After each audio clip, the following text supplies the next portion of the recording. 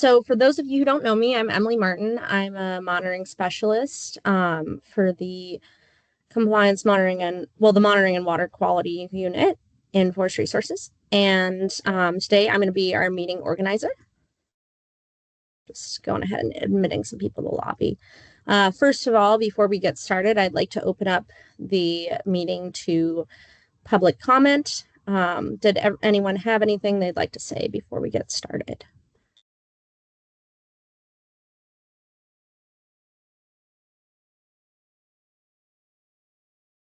All right, I'll move on. If someone changes their mind, we can always revisit this near the end. Okay, so just going over what we're going to be going over in the meeting today. You'll notice that the story map update is crossed off. Elise Shiva, who is going to be presenting on that today, is out sick this morning. So first off, I'm going to be going over our riparian pilot study update. Then I'll hand it over to Sarah Siefkin to do the roads and steep slopes pilot study overview. And then I will open up our charter for review, and then we will talk through the next steps for our April meeting. All right. So we have our riparian pilot study update. First off, just to get us oriented with where we're at, we finished our data collection in mid-December. We had the chance to look through all of our data and then pass it off to MHE, who is currently going through that data. And then the next step will be reporting. And to just give a background on this study, just again to orient people a little bit more. So as you might recall, our study looks at Division 643, water protection rules, vegetation along streams. The goal of the pilot study is to refine our methods that will be used in a larger scale study of stream buffer rules. What this has consisted of is measuring riparian management area widths from the active channel to the last live tree, the flagging, and the first harvested tree. So just to kind of give an idea of what that looks like, well, first off, I wanted to say thank you to everyone on the monitoring team that has provided their blood, sweat, and tears to make this happen. Shout out to Sarah Siefkin, John Hawksworth, Elise Chiba, David Showalter, and Rebecca McCown out there going through all that muddy terrain.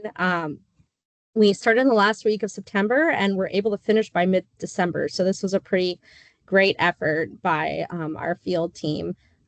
So really happy with the results.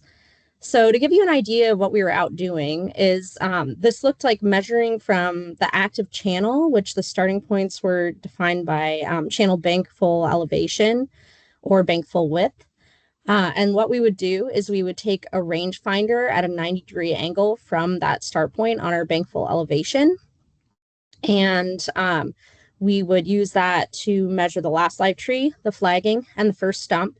And that's something that we are going to discuss with MHE to see if we need to continuously use those measurements for all three, or if one of them makes the most sense based on our data collection. And sometimes it got really steep out there, so we would actually have people start, one person would start at the very bottom of at our start point, the bank full elevation, and would shoot that rangefinder up to get that first segment done. And we'd do that first segment all along the stream because there'd be a lot of steepness, and going up and down could get pretty treacherous. So that's something we do. Sometimes you could use the rangefinder and just shoot it in one go and get to that last live tree if there wasn't a lot of interference from vegetation out there. So that's kind of what we were looking at. And, you know, it was interesting to see all the differences that came with the different stream types and the different parts of Oregon that we were in. Okay, so another kind of reminder of what we did for this study. So we had a whole landowner outreach plan to improve our non-response and work with stewardship foresters to preserve our landowner relationships with those stewardship foresters. And this year we had a really good response from said stewardship foresters. They helped us, you know, get in contact with those landowners, or sometimes they reached out to the landowners themselves. So that was really beneficial. And right now, Adam is currently meeting with stewardship foresters to prepare them for our upcoming studies. All right, so just again, a little bit more background on our study. We landed on four sample types based on the availability of our sample population. So, since these rules were newer, we did not have large number of sites to draw from each stream type, region, and management option. Our four sites included Western Oregon standard option fish and non-fish streams, Oregon SFO minimum option for fish streams, and Eastern Oregon standard option for fish streams. There, we landed on having 5 sites for each type to get a total of 20 sites. Now, as you can see here, we did end up with 20 sites, but not in the range you might think. We ended up having an extra SFO minimum site that we measured because there were multiple times where our minimum sites ended up not being viable in a way that we could not determine from screening. I'll get into that momentarily a little bit more. And then we also ended up only being able to do 4 Eastern Oregon sites, even though we looked at all 8 because 4 of them were not viable. That usually was because there was just no harvesting anywhere near the RMAs in those cases. So, and again, there weren't that many to grab. In this one, there were only 8 that qualified for those rules. So we looked at every single one in our study population. So yeah, and again, this was determined randomly too for the sample draw.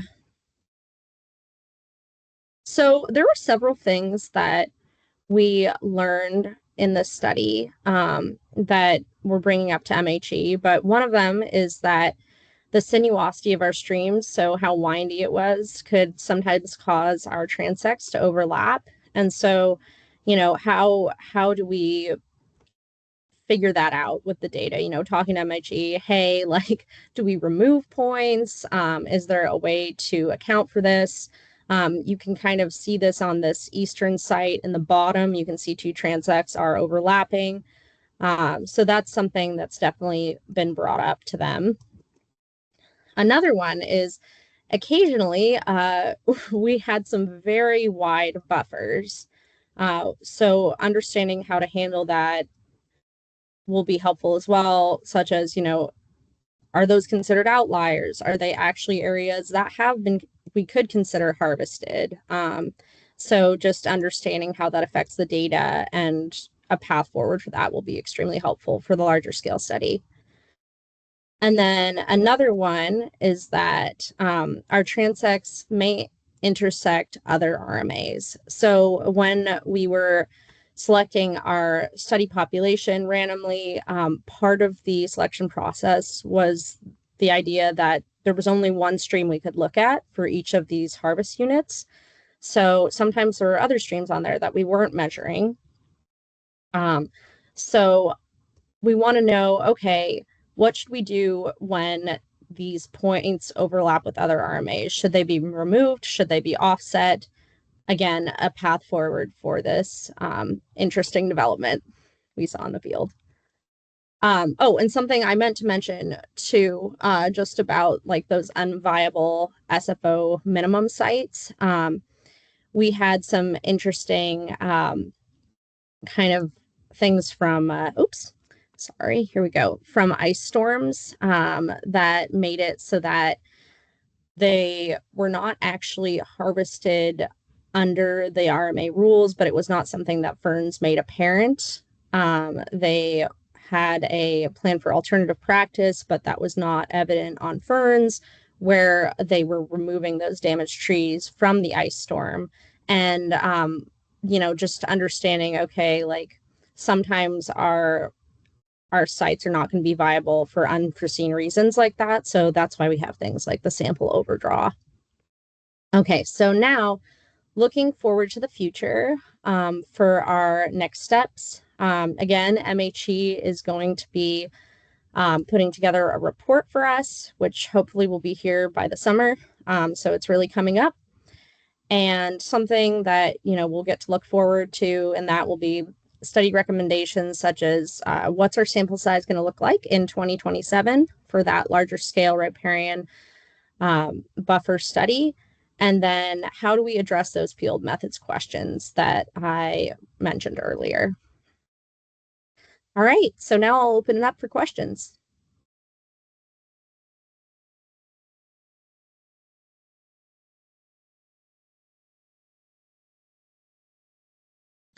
Yes, Ken. So I guess I have two questions. So because I work with small landowners, I did receive some calls from them saying they were selected as part of this pilot. Um, and again, this issue of access is on one of them in particular, where there's a gate up front that the landowner doesn't live close by. And they gave permission to do the study, but uh, it was they didn't give them access through the gate. They just said, if you want to start from the public road and go up, you can do that. That same parcel, though, has a history of active management up and down that corridor, and some of those that is uh, thinning and fairly heavy thinning, depending on the age of the timber. So the the question that I have is, on your transects, what is the width of a transect? It looks like a line, but if you go through some of those areas, the last live tree may be off to the side quite a ways, or you know, more than 10 feet. And so the question is, that makes judging where the clear cut harvest started and the other one ended kind of difficult, because that edge line becomes really uh, flexible. Yeah, Does that make so sense? yes, it does. And we do have something where when we get to the site, we look at the crown width of the trees that are there, and we look at what half a crown width would be for that site. And so basically, if a tree comes within half a crown width of that line, then it's included in the measurement. And that actually pretty much, like, I don't think we when I was out there anyway, I didn't see any times where we had a hard time finding a last live tree on those lines using that method. So yeah, we definitely took that into account. Yeah, and I'm like, sorry to interrupt, just to Oh add to no, that, go ahead. um, one of the things we were trying to do with the pilot was figure out whether which one of those three measurement endpoints made the most sense. So we did measure the transect to the last live tree, flagging if it was there, or the first stump. And one of the things we were looking for is like which one of those best reflected like what operators were doing. I'm team first stump, but we'll probably need to go off something besides my first impression. Just as an observation, is when you do the actual compliance monitoring program, is this an opportunity at the point that they're doing compliance measurements where the landowner can be invited to participate, observe, and also be educated, or whoever's managing that property, but could be a consultant or so forth. Yeah, so we do invite people to come see what we're doing. You know, we do have to stick to what we have in our methods so that we don't have bias based on who's out there with us. But they can come out and see what we're doing and see how and learn a bit more about compliance monitoring by visiting with us. That's definitely an option that any landowner can take. Correct me if I'm wrong, Adam. But That was my understanding. Yeah, they're welcome to join us. I think in terms of, we can talk through, staff can talk through kind of what the plan is for data collection. I think in terms of education, within reason, they have sites and a job to do, and so but if there's additional information, Ken, or if they want to chat more about our work, please reach out. That's what we're here for. So yeah, I think the invitations are they're sent out to landowners, as I recall. Is that right, Emily? Yeah. I Okay. I would, from experience, you're just going to get some landowners who are going to contest things at times, and it might be useful if that you had that person who specifically, whether you drag the stewardship forester along to help run an interference with you or whatever, but there'll be landowners sometimes will tell you your right answer, and that they get pretty adamant about that. Um, but Yeah. and Yeah. Thanks for having the heads up. that person there to run interference would be useful. Yeah. Yeah, and we do invite out the stewardship foresters. They're, as you know, they're pretty busy, but we do extend the invitation to them as well. So appreciate the heads up on that, Ken. Yeah. Okay, so yeah, now I'll move over to Reese. Did you have a question?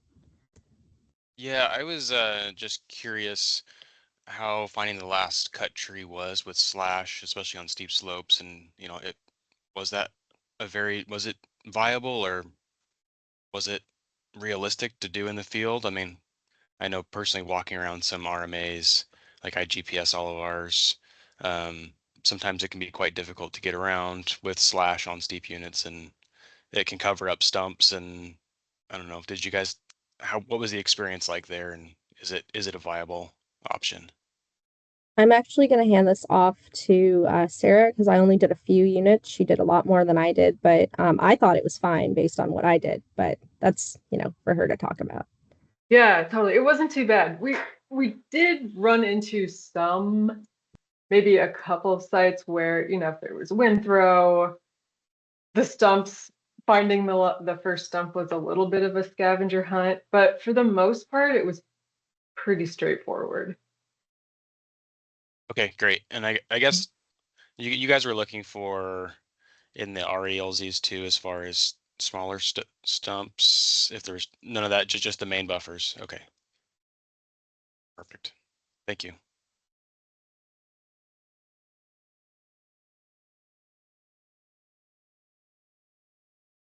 Emily, just wanted to add that once we get that report, we'll be sharing that out with the committee.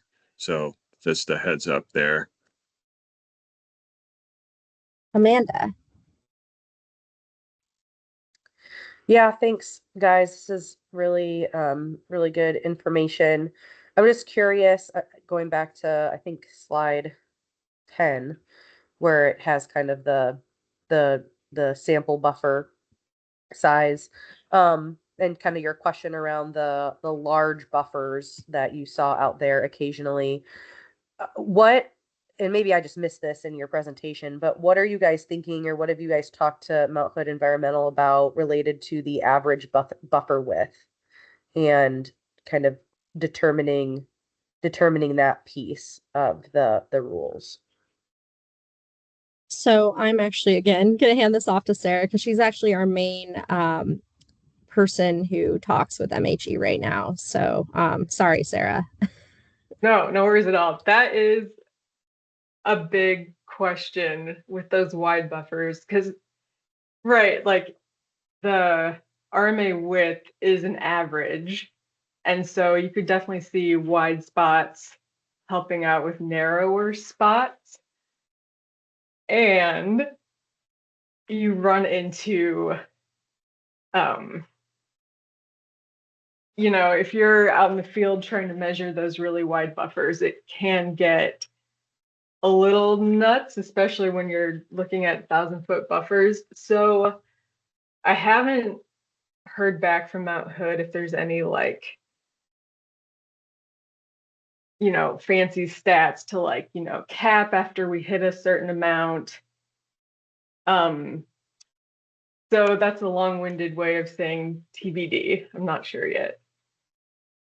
Yeah, if I can chime in, I know we've had one conversation with Mark, and it's still ongoing. Like correct me if I'm wrong, Sarah, but we pulled together kind of an extensive lessons learned document that we're still working through and we'll send to Mark. And so I think some of these lessons learned are still getting fleshed out a bit. But I think if there's specific things that are red flags to you, we can update you at the next meeting on where that conversation is with MHE. And like I said, eventually you'll see the report and have an opportunity to review it. So that as things like this come up, if you've got suggestions, and I think we'll work with MHE to try to explain some of these challenges too, so that it's clear what the issues are. I don't know, Sarah, if you have anything to add to that. Hopefully I didn't contradict anything you were planning. Good. Okay. Yeah, no, I appreciate that, guys. And just as we think about the intent or why that average piece was in there, I mean, it's in there for a reason, right? And so we definitely don't want to arbitrarily, um, we don't want to like misinterpret kind of what's happening on the landscape either, because there is that flexibility for the landowner to have that average. So I would caution that as well, to kind of work through with them. You obviously don't want to throw something out that is legitimate, even though it may seem like an outlier. It may very well be intentional as far as getting to that average buffer. So yeah, I don't envy you're trying to get it right, but I just wanted to highlight that because that's a critical piece that was negotiated in there. Thank you, Amanda. And yeah, we're definitely taking this seriously. That's why we highlighted it for MHE to make sure that we're handling the buffer widths properly.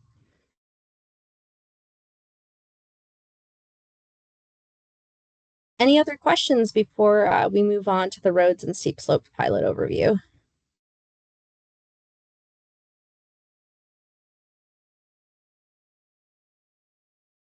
All right, well, I'm going to stop sharing so that Sarah can share from her computer if that works for you, Sarah, unless you wanted me to click for you. No, that's better. Then I don't have to say, next slide, please. Okay, let's see. Let me just get out of this. If I can just get out of here. Oh, there we go.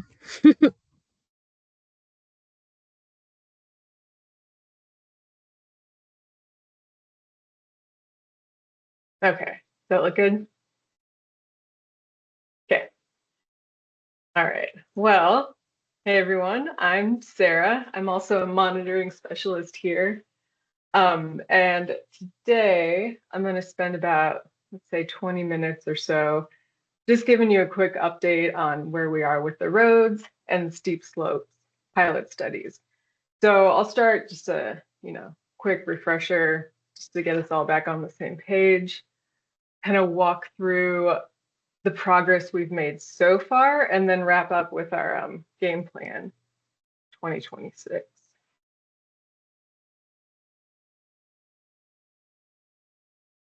Yeah.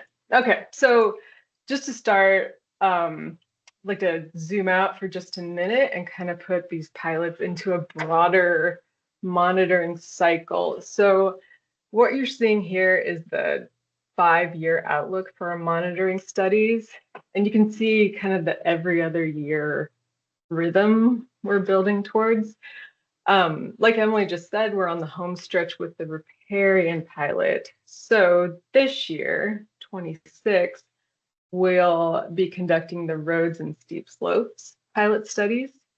And then after that, we'll transition into the full studies, so not just the pilots, and alternate topics every other year. So, riparian in 27, roads and steep slopes in 28, and so on. Okay, so with that context, let's zoom back in a little bit on what we mean by the roads and steep slopes. So for these two pilot studies, we are going to be monitoring compliance with selected FPA rules. So the first is Division 625, and that covers forest road construction and maintenance. And then the second is Division 630, and that's harvesting on steep slopes. As I'm sure you remember from those huge documents, those homework assignments we had you read, these are big rule sets, and it wouldn't be realistic to monitor compliance with every single rule, especially for a pilot. So that's where the rule selection process came in. So with all your help with those rule selections, we narrowed in on a subset of rules that are measurable, have clear standards, and lend themselves to those more concrete field metrics. So for the roads pilot, we're focusing on new and reconstructed features. So water crossings, and then roads in critical locations. And then for the steep slopes, we're looking at those designated debris flow traversal areas.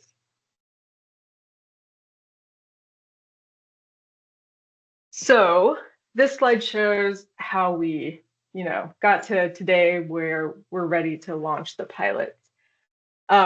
So in 24, the focus was mostly on rule selection. So we shared those big documents with you all, talked through the documents at the October meeting, and sort of refine them based on your feedback, with some input from ODF subject matter experts and specialists.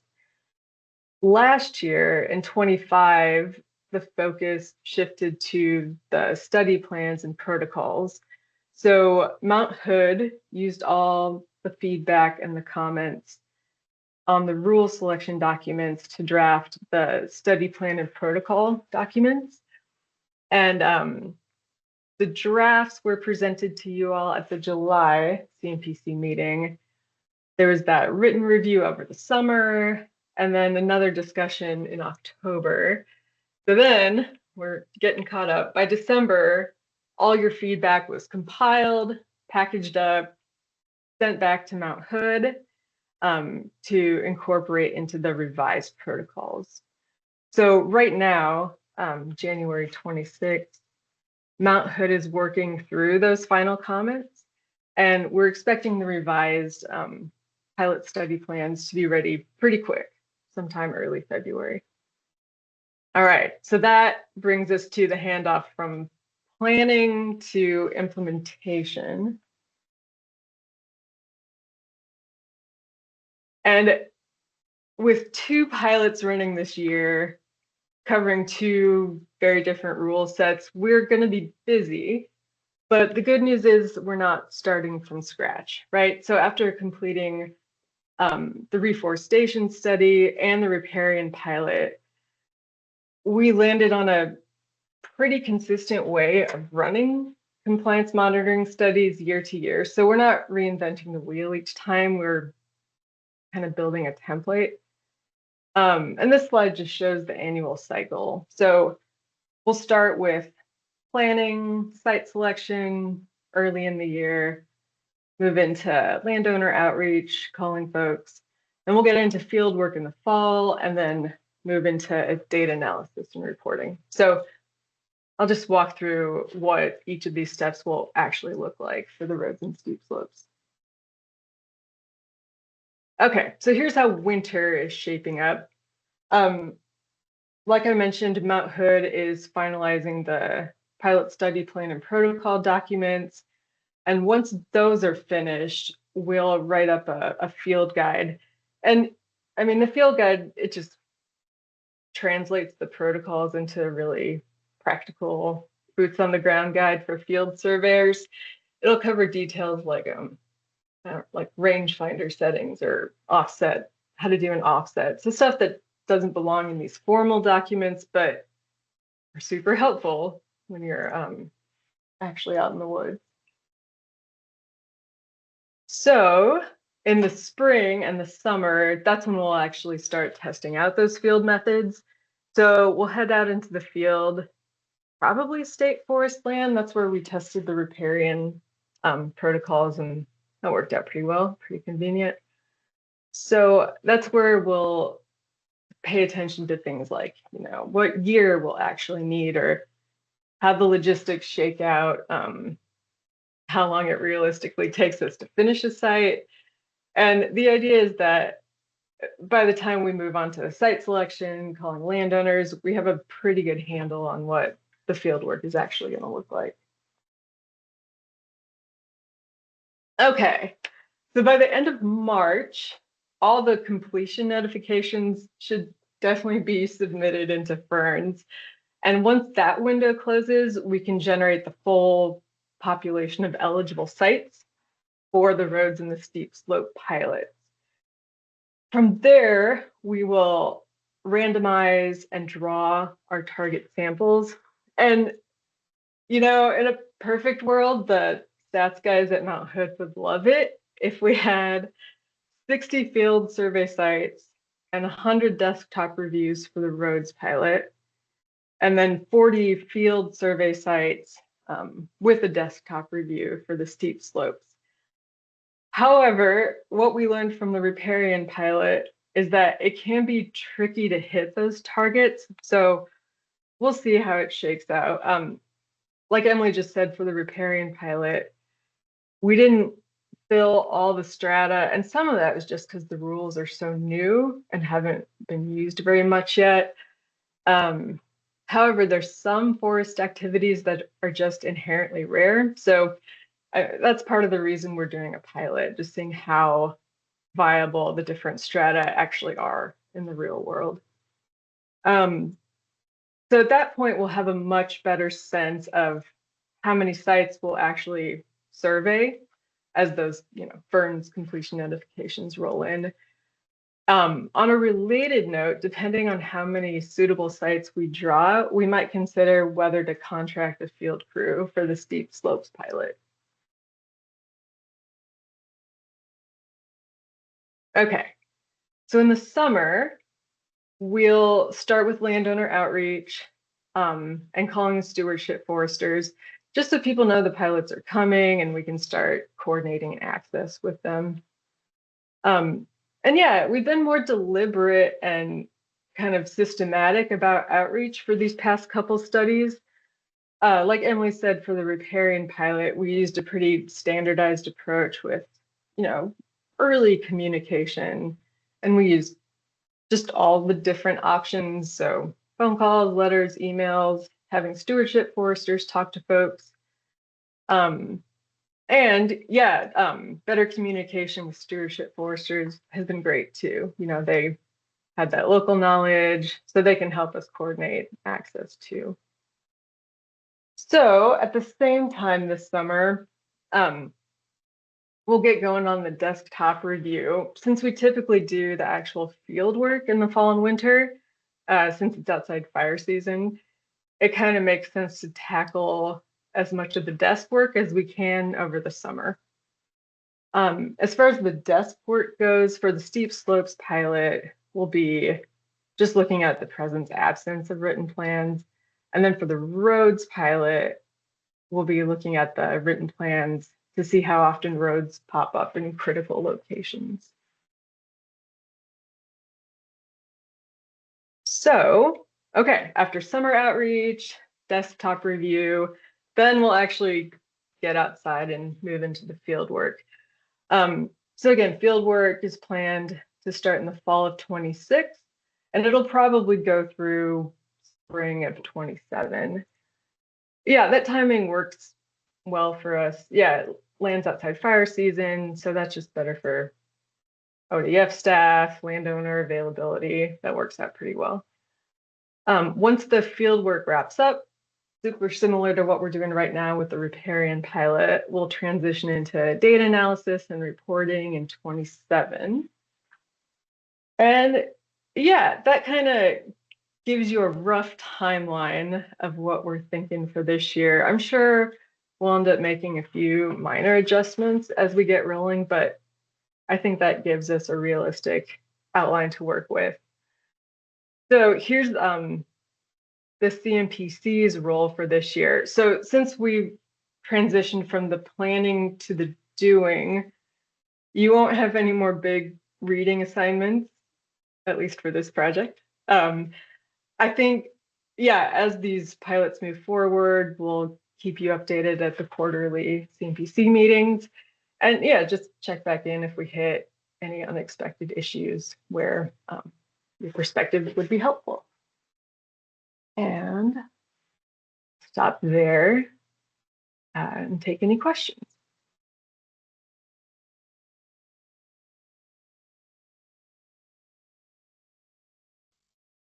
Hey, Sarah, this is Francis So Young. I'm with Klamath-Siskiyou Wildland Center. I'm the Rogue River Keeper Program Manager. Just thank you, Emily and Sarah, for that update. And I just, how's it feeling in terms of budget with ODFW? Are you have long timeline here, and maybe others, Adam or others can contribute. How's it feeling to be able to contribute to continue this work? So thanks for the update, and I hope you are able to continue. Thanks. Yeah, that's an Adam question, right? Yeah, I can feel that, Francis. Thanks for the question. Yeah, no budget cuts or proposed budget cuts for compliance monitoring. Yeah, so far so good. I think we're feeling pretty good about our current budget situation for compliance monitoring. That's great to hear. Thank you. Yep.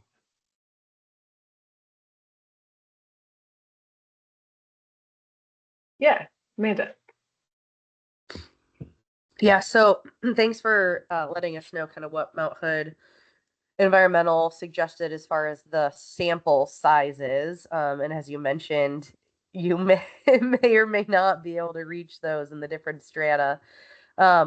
Was the number that was presented back on that slide for I think it was the 60 field sites, 100 desktop reviews, and then the 40 for both for each of the two different ones. Is that collective for all of the different strata?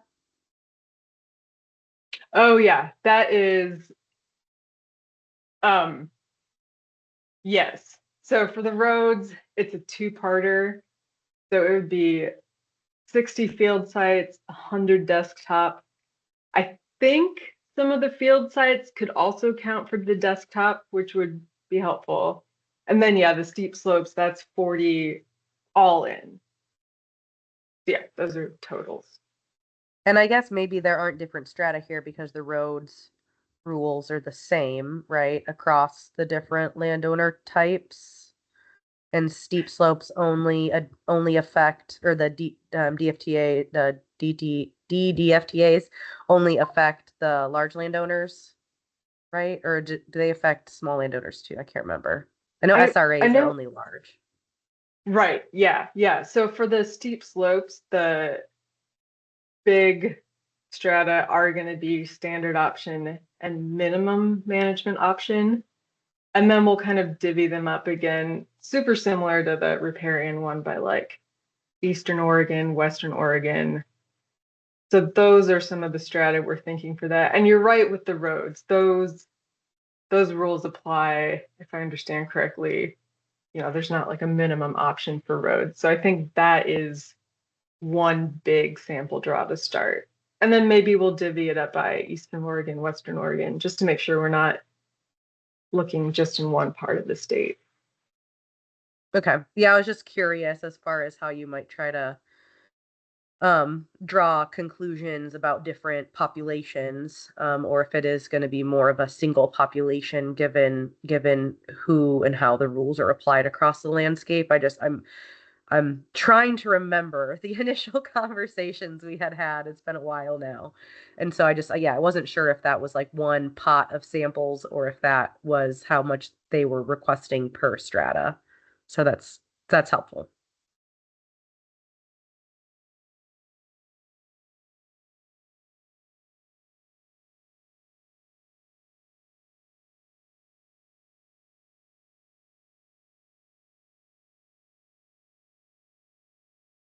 Well, great.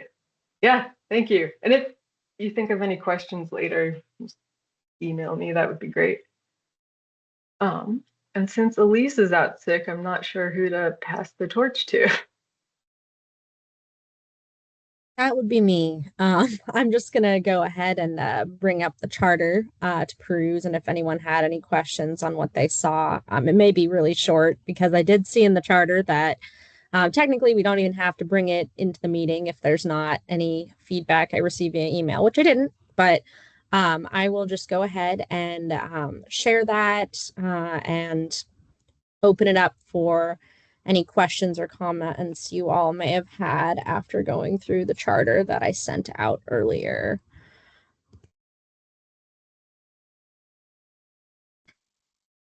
Right. Can everyone see that? Okay. I minimized the window, so please say something. Here, one moment. It's kind of hard balancing this. Okay. All right. Yes, Stephen. Yeah, looking at the list of committee members, and there's usually a backup person. I see Kyle Williams as a backup for Seth Barnes, so Kyle works for ODFs now, so All right. I'll remove that. Seth will need to find an alternate. Gotcha. And you may have noticed since Casey Kula is um, no longer the Oregon Wild representative. This is something that Adam's been working on. And if he wants to give an Adam, would you like to say something Sure. about that? Yeah, I reached out to so that was Casey's spot. And we are trying to get his replacement in, but I think Pablo stretched thin on some multiple fronts. So I reached out to Stacy Detweiler. She's gonna put out some feelers and see if she has any recommendations for that seat. And maybe probably good FYI for Francis that we're looking for someone to fill that second spot. Yep. Thanks. I heard, and I'm on Stacy's email list. So yep. But Okay. Thank Yeah, you. sorry you heard that through different channels, but Oh no, I kind of knew what was going on. Thank you. Yep. All right, Seth. Yeah, thanks. Thanks for pointing that out, Steve. I hadn't noticed that. Go ahead and if you don't mind, just put in Chad Washington there as my backup. Backup. I think you guys have contact information for Chad in our office. It's Chad, CHAD. I'll send you his Okay. with a D, Chad. Oh, I'm sorry. Yeah, sometimes it's hard to hear. Okay, there we There go. you go. All right, thank you. And then Ken. So Rick is no longer with the Small Woodlands, so now it would be replaced by Mike Cafferata. And my last name is really misspelled. Can you spell it out for me? Because I can't see your name on the thing right now while I do this. So Apologies. it's Nygren.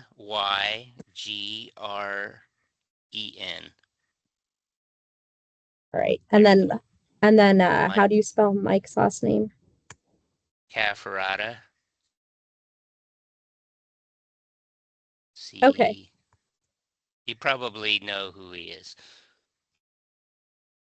Okay. I may just have to look up the spelling for that one. It's hard with last names. It's Cafferatta.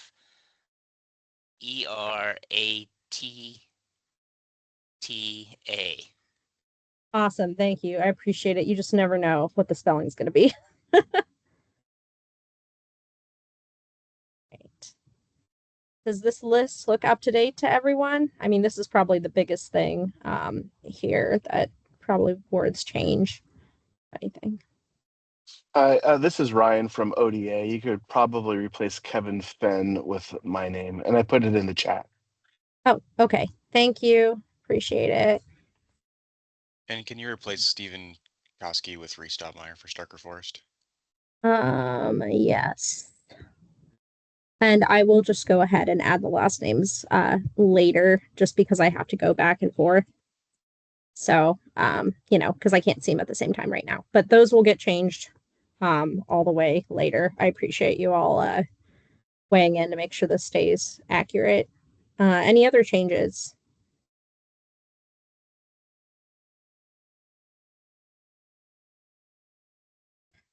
If I didn't hear feedback, other than that, I didn't really hear feedback about anything else. Is there any other part of the document that anyone wanted to comment on that we should look at together today?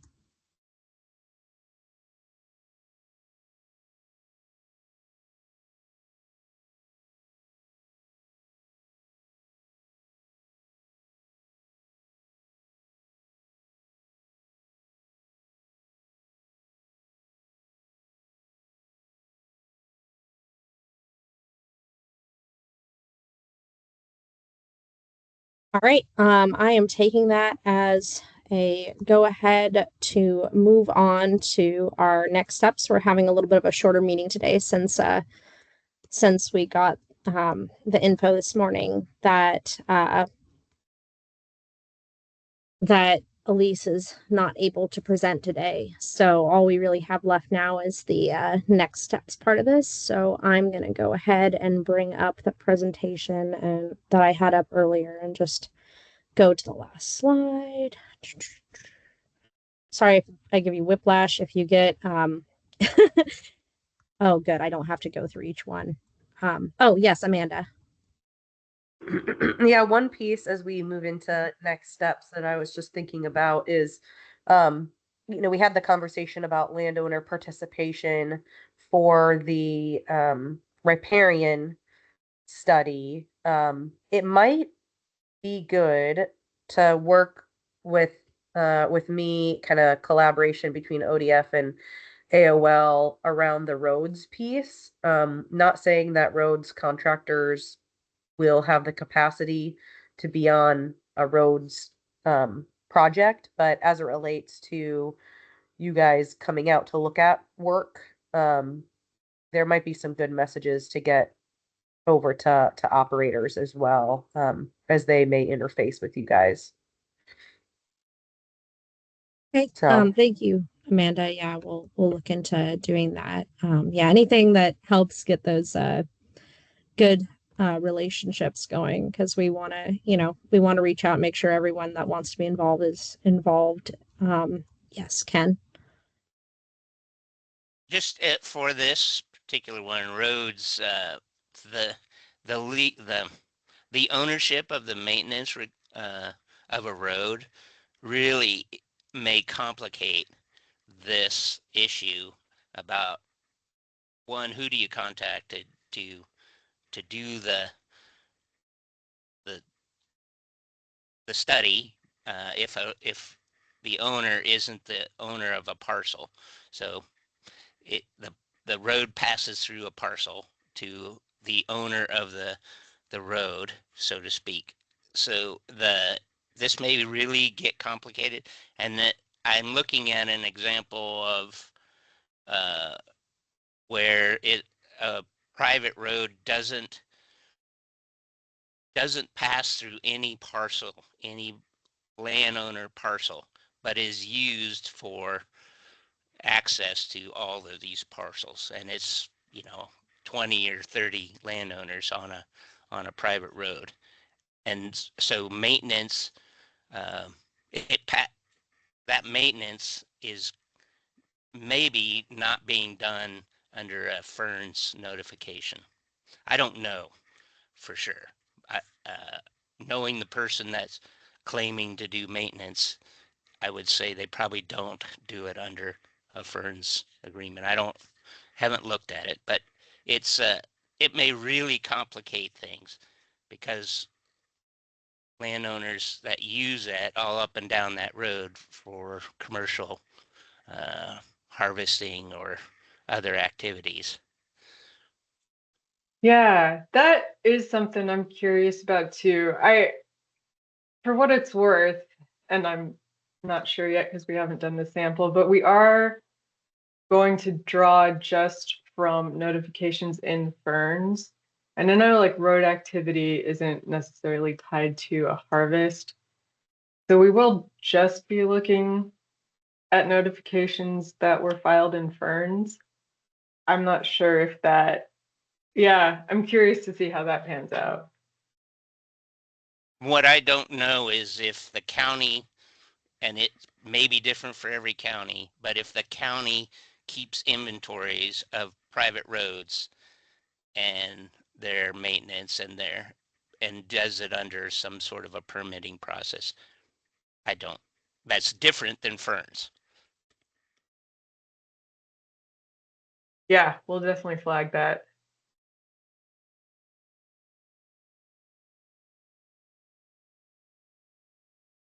All right, so moving on to just the next steps, and then I can open up for one more set of questions before we wrap up here. So as you can see on here, we're going to be doing another riparian pilot study update. It'll be on the report. So, you know, we'll see how far along that is. As something that that Sarah already mentioned, once we do receive a report from MHE, which I know I put is going to be ready probably by the summertime.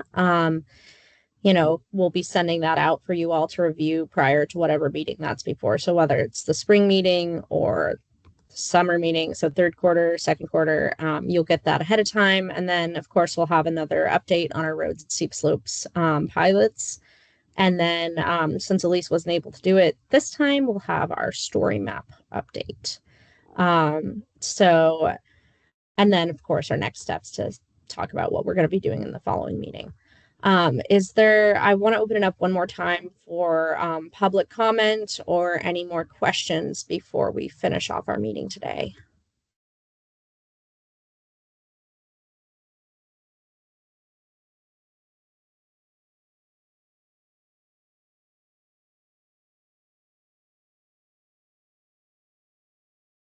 All right. Well, thank you all for coming today. This was really great having your feedback, and I appreciate you all being here. I hope you have a good rest of your day, and I'll give you some time back since we have a shortened agenda today.